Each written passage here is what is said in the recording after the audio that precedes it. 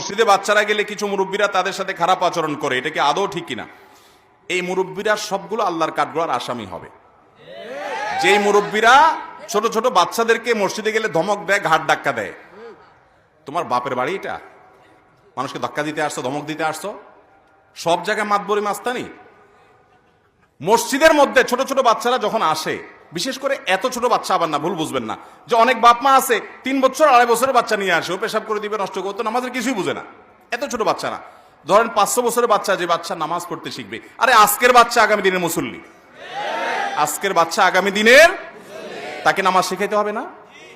এখন সমস্যা হলো, আপনি বলবেন যে ভালো কথা, নামাজ শিখাইতে হবে, কিন্তু মসজিদে আসে যে মুসল্লিদের ডিস্টার্ব করে, মুসল্লিদের এতটুকু ডিস্টার্ব সহ্য করার মতো মানসিকতা থাকতে হবে।